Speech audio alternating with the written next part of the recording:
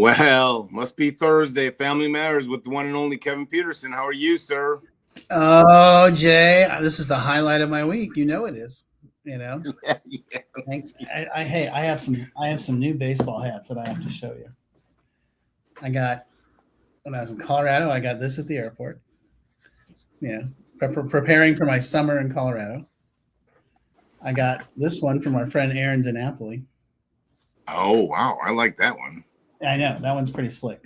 And I got this one when I was at Clemson. Oh, I like that. I really do too. I really like this hat. But here's one that I really like, and I'm going to make sure you get some action on this. This is from Doc's Place in Brunswick, Georgia. It's you know Doc's at all? Yeah. Yeah, you put me onto him a couple years ago. We connected over phone and then kind of lost connection, but I like that color. That's my color. Well, then they have these too. Yeah. And I like the first one, but I mean, that's my jam right there. Well, they have it in dark blue too. I'll have them call you. I'll have them reconnect with you. Anyway. Yeah. Well, just having a little fun over here. Love your hat collection. I'm a big hat guy, as you know. But how's Florida? How's everything? You're about to move west?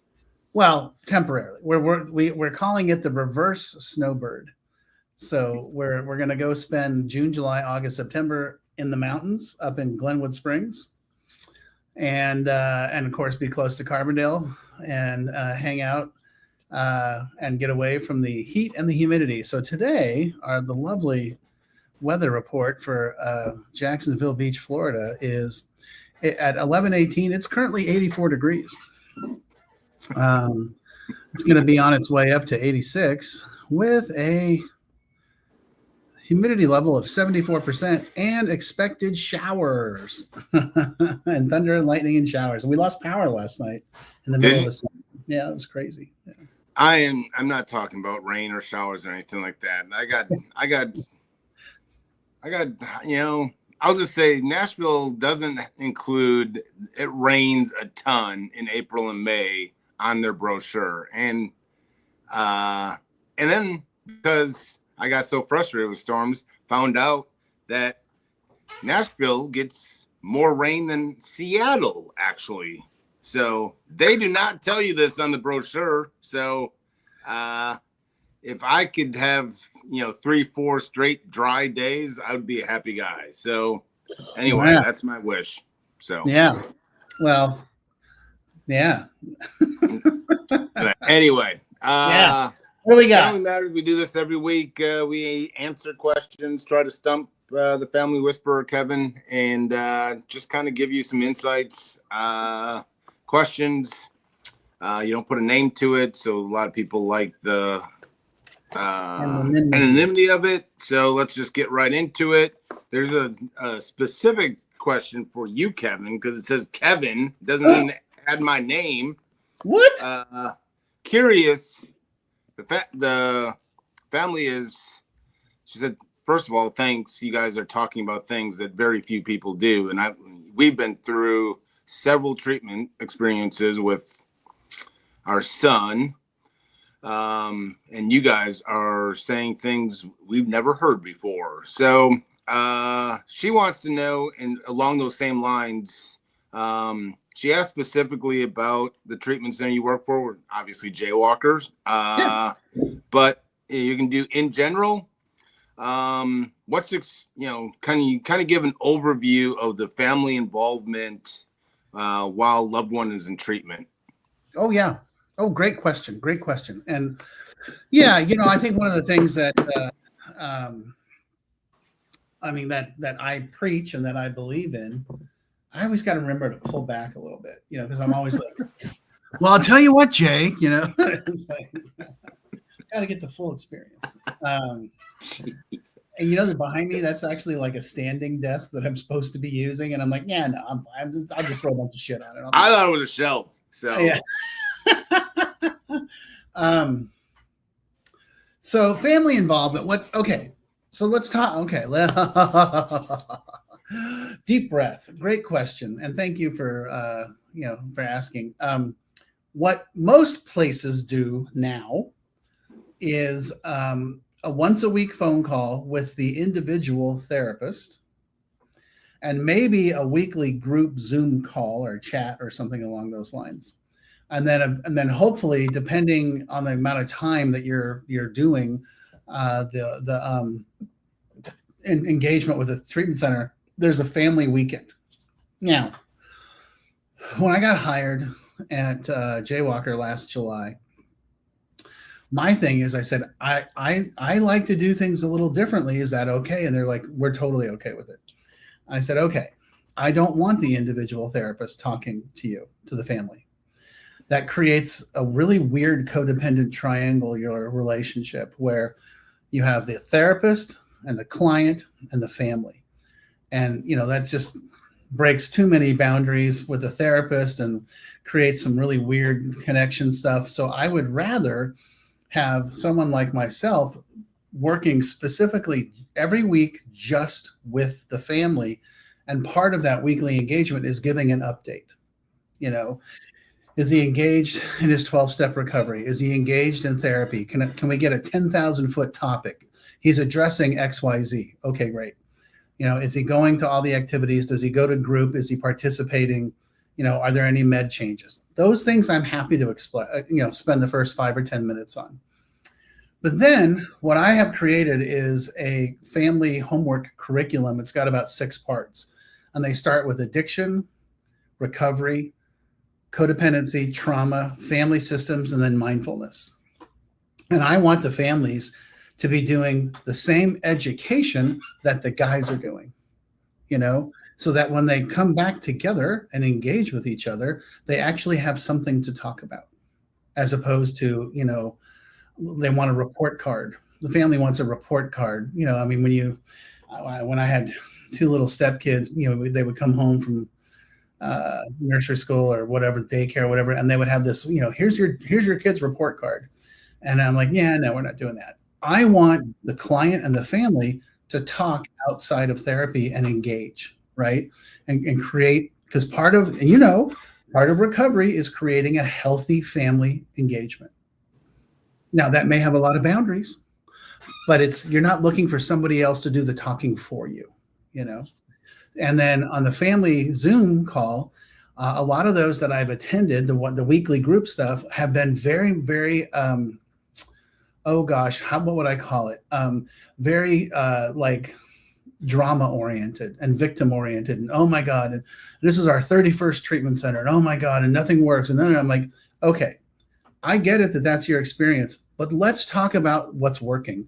Let's talk about the homework. Let's talk about your successes, and sort of guiding it towards the positive, so that the new people are like, oh, okay, this is worth my time and effort. And then the family weekend, we do things all very differently, in the sense that we do a lot of education. We do a lot of experiential work. Here's what we don't do. We don't throw the client and the parents in a room for 3 days and let them slug it out. Yeah. It just doesn't work. And it creates more trauma. And generally what it starts with is, you're the worst parents in the world. This is all your fault. And the parents are like, I hate you. You're the worst kid ever. I'm like, and we're supposed to fix that, Yeah. And so, that, to me, that's a healthy thing. And that's what I would look for. And I know that was a long answer to a very short question. I'm sorry. I mean, do you think most treatment centers are kind of failing the families? I don't like to use that term, obviously, but yes, they are. But I think it's not that they're choosing against them. I just don't think this sort of robust family engagement is something that they have sort of walked their way through. That's the challenge, right? Is that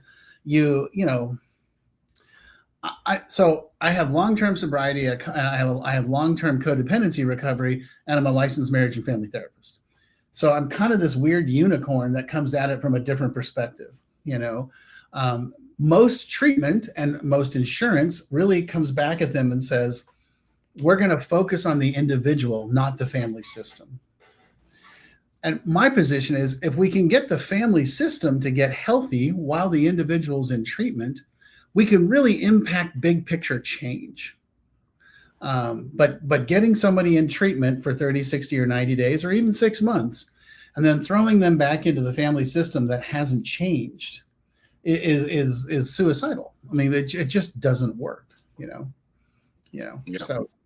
And long as the other question we have goes directly to this, what you were talking about, they obviously it sounds like they've been watching some videos. They said I'm picking up that the opposite of addiction is connection, and wants to know, then why is it that my loved one just pushes away and ultimately chooses to disconnect from family, and Yeah.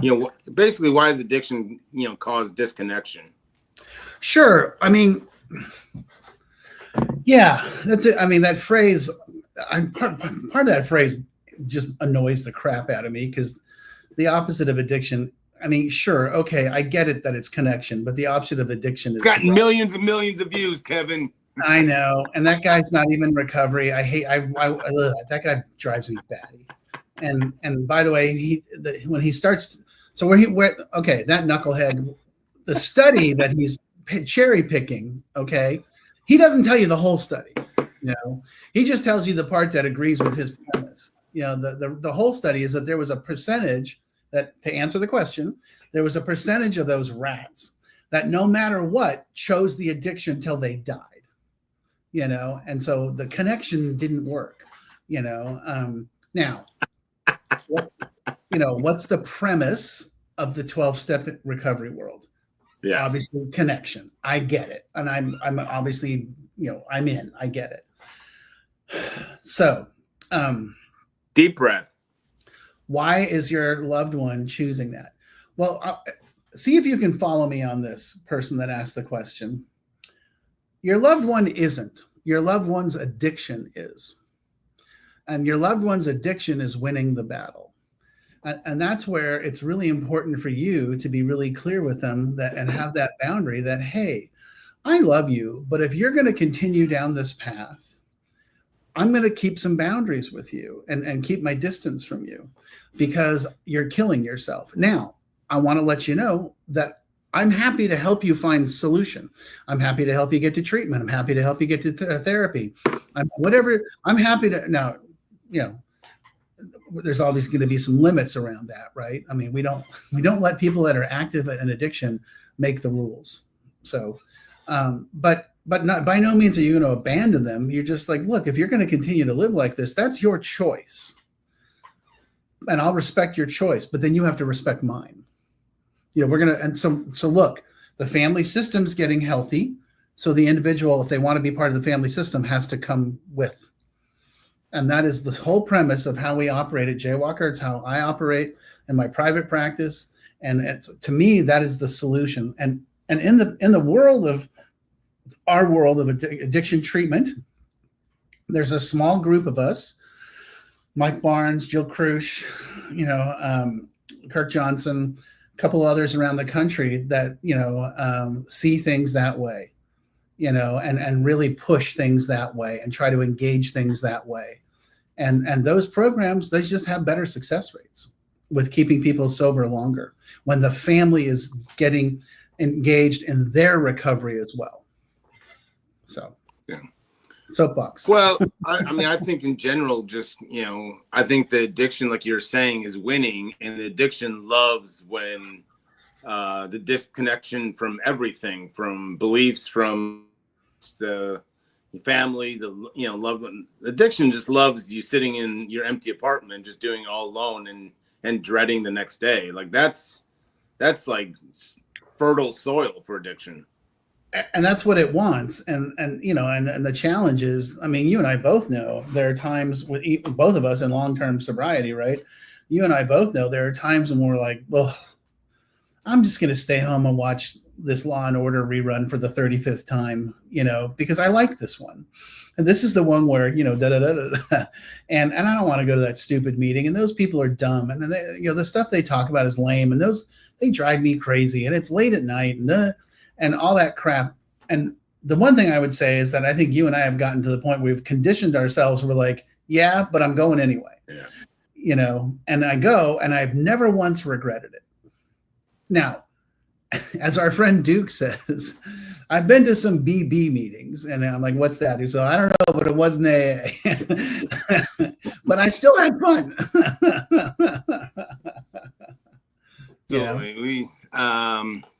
Yeah, and I think I'll just say in general, I think failing is definitely the wrong word, but I just wish I'll say a general statement. I say more often than not, the family departments of most treatment centers are the ones that are going to get cut back when they need to cut back on budget. It's not the SEO. It's not, whatever. It's normally the clinical or the family. Yeah, I mean, the thing is, right? It's for all sorts of insurance reasons and blah blah blah blah. But I mean, but the bottom line is, it's I always liken it to if your loved one went into the hospital because they had lung cancer, and they came home and everybody was smoking. It's like, well, that's not going to work out real well for them. And I'm not saying that everybody in the family has to quit drinking, but I want everybody in the family to become aware of what recovery is, what trauma is, what codependency is, what family system. So we're all just a little more with it and understanding in the engagement, and realize that in order for us all to succeed, we got to be super supportive of one another. And I don't know how to get our industry to pivot that way. I just don't know. I mean, I've been doing this 10 years, 11 years, and and I just don't understand why every treatment center isn't like, oh my God, we should be doing that, because they just don't, they just don't. They're like, yeah, we're not going to spend the money. Well, I did a little write-up on Facebook about, does treatment fail or do people fail at treatment and so forth. Yeah. And the premise behind that, and I started scribbling that down for probably a year ago or something, but it all started when it is my firm belief that the individual probably did everything they possibly could while in treatment, came back home to what would have been a very kind of stale, no movement, growth, family. And the family, I mean, it's all our own responsibility, but like it was not a healthy family unit, and they go back to old way of, thinking and behaviors. And then all of a sudden we just label it, well, obviously treatment didn't work. I believe treatment worked in several situations, but, we also need to take a look at what they're coming back home to. Exactly. And, when I talk to families and they're like, well, he went to treatment, but it didn't work. I'm like, hold on. Was he sober in treatment? Yeah. Then it worked. That the job of treatment is to spend X amount of time sober and learn strategies and get some help and address some stuff so that you can go forward. And all the statistics show us, right, that we lose people in transition, right? When they go home or they go to, I always love it. And we're like, well, yeah, he's going to go to the sober living IOP program in our neighborhood. But he wants to just like take a week off. And I'm like, we know what's going to happen, right? We know how that's going to end. And so, no, we're not going to support that. We're going to support him going from point A to point B and, rock and roll, go get him, Tiger. We love you, and that's really the best part, and getting the family on board with it too. And it's not that the family is like actively trying to mess with the people and ruin their lives. Quite the opposite. They just don't know what to do. Yeah.